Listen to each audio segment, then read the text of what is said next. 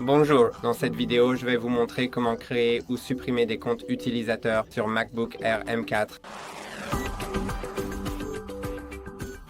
Pour ce faire, vous devez d'abord aller dans les paramètres, bien sûr. Donc, si vous ne les avez pas dans votre dock, vous pouvez simplement cliquer sur le logo Apple et aller dans Réglages système. Ensuite, allez dans ce sera dans Utilisateurs et groupes. Et puis, vous pouvez soit activer l'utilisateur invité. Donc, l'utilisateur invité est si vous prêtez votre ordinateur portable à quelqu'un avec l'utilisateur invité activé, il peut l'utiliser sans avoir accès à vos propres données. Et si cette personne a ces données, si elle télécharge des fichiers, crée des fichiers, une fois qu'elle se déconnecte, ces données seront supprimées. Donc, ce sera en quelque sorte un compte temporaire. Donc, jusqu'à ce qu'il se déconnecte, cela restera simplement avec ces fichiers et lorsqu'ils se déconnecteront, tout sera supprimé.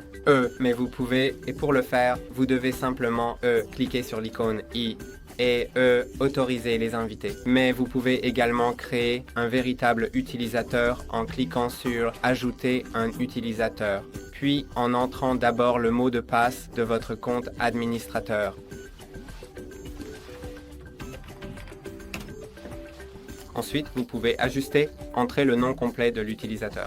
D'ailleurs, vous pouvez également sélectionner si cet utilisateur sera un administrateur, standard ou uniquement pour le partage. Donc, je vais définir l'utilisateur standard. Ensuite, le nom du compte peut être modifié, mais il sera également généré automatiquement. Ensuite, le mot de passe est requis.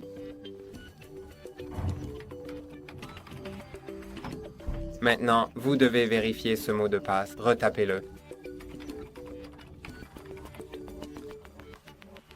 Et maintenant, vous pouvez également définir un indice de mot de passe, mais ce n'est pas obligatoire. Et ensuite, vous pouvez cliquer sur Créer un utilisateur. Et maintenant, cet utilisateur a été créé et vous pouvez facilement passer à cet utilisateur en cliquant soit sur le bouton Utilisateur dans la barre d'état, puis en passant à celui-ci, ou vous pouvez simplement appuyer rapidement sur le bouton d'alimentation de votre ordinateur portable, ou rapidement, pas pour l'éteindre, juste pour le verrouiller.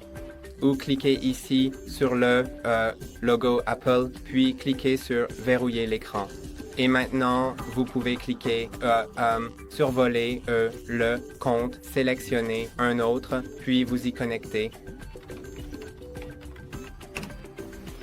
Et comme vous le remarquerez, il n'aura pas mes fichiers de mon compte principal. Et si ce compte crée d'autres fichiers ou à des paramètres différents ou autre chose, bien sûr, ils seront uniquement sur ce compte. Donc, maintenant, vous pouvez configurer certaines fonctionnalités d'accessibilité si vous en avez besoin pour ce compte. Je vais cliquer sur Pas maintenant. Ensuite, juste des informations sur les données et la confidentialité. Maintenant, vous pouvez vous connecter à un compte Apple sur ce compte, mais je clique sur Configurer plus tard, puis Passer. Mais pour réinitialiser l'ordinateur portable, seul le compte utilisateur principal sera nécessaire et je configurerai plus tard le temps d'écran. Et je vais juste cliquer sur Continuer. Continuer. Nous sommes de retour. Je vais juste cliquer sur Configurer plus tard ici aussi. Ensuite, vous pouvez également configurer Touch ID. Je vais le configurer plus tard. D'accord. Cliquons sur Configurer plus tard. Continuer. Maintenant, choisissez votre apparence. Je vais choisir le mode sombre. Continuer. Et maintenant que le compte a été créé, il y a des paramètres différents. Vous pouvez voir que le dock est plus grand. Il n'y a pas de fichier que j'avais sur mon compte principal. Et maintenant, alors que je reviens à mon compte principal, qui est un administrateur, donc cela me permet de supprimer ce compte plus tard ou d'en créer d'autres. Je vais me connecter avec un Touch ID. Maintenant, je peux aller dans Utilisateur et groupe et si je veux supprimer un utilisateur, cliquez sur l'icône I, cliquez sur Supprimer l'utilisateur. Maintenant, vous pouvez sauvegarder le dossier personnel dans une image disque. Vous pouvez cliquer sur Ne pas modifier le dossier personnel ou supprimer le dossier personnel. Donc, je vais supprimer le dossier personnel, puis cliquer sur Supprimer l'utilisateur.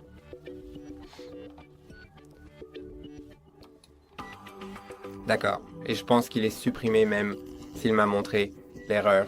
Et c'est tout pour aujourd'hui. N'oubliez pas de liker et de vous abonner. À la prochaine.